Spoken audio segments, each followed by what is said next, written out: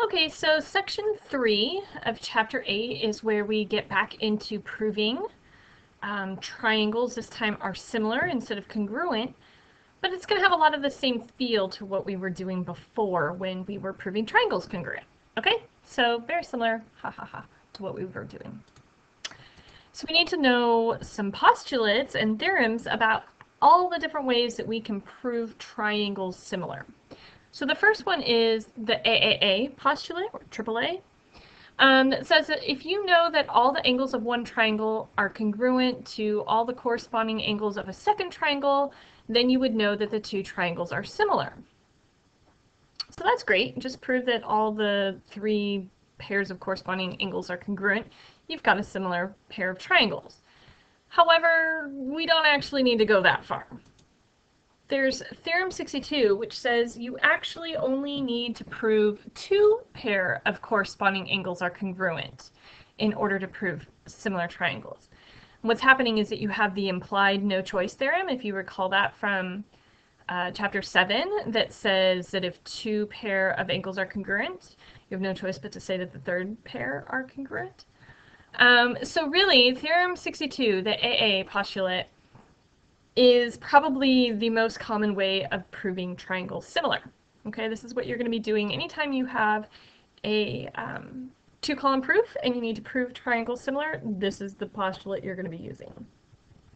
Now there are two other postulates. One of them, I guess it's a theorem, sorry, Theorem 63, which is the side-side-side similarity. And you have to put the little similarity symbol after it. Otherwise, if you leave that out, it's just SSS, which proves triangles congruent and not similar. So Theorem 63, SSS, similarity, says that if you can show all three pairs of corresponding sides are proportional, then you know that the triangles are similar. Okay, so this would be maybe done in a paragraph proof where you could actually set up the three ratios and simplify them down to show that they all reduce to the same ratio, and then you would be able to say that the triangles are similar.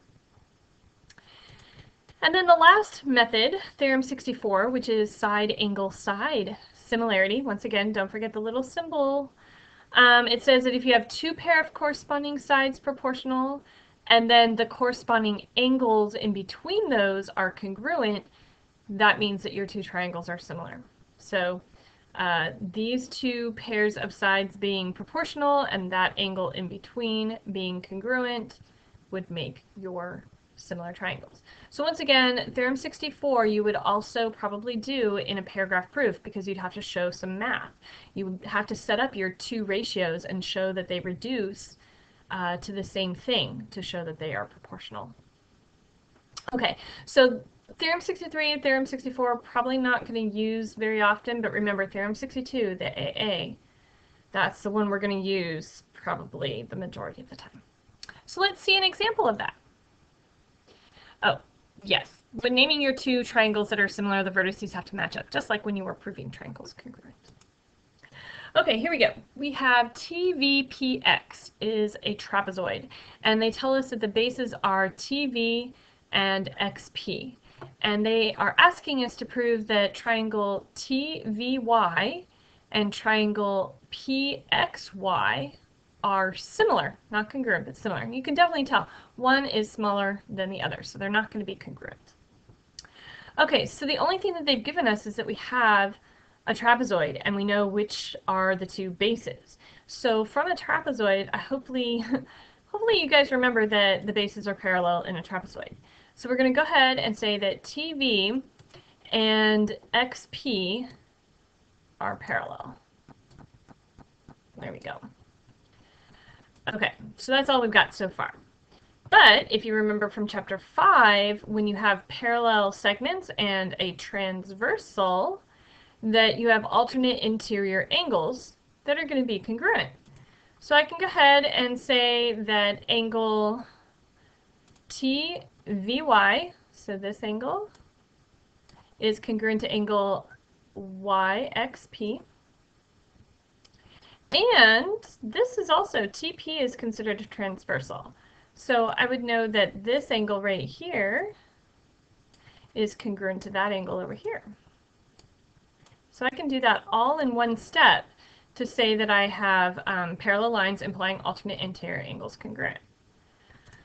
Which is nice because remember, all we need is AA, two pairs of corresponding angles to be congruent in order to prove a parallelogram, or I'm sorry, in order to prove similar triangles.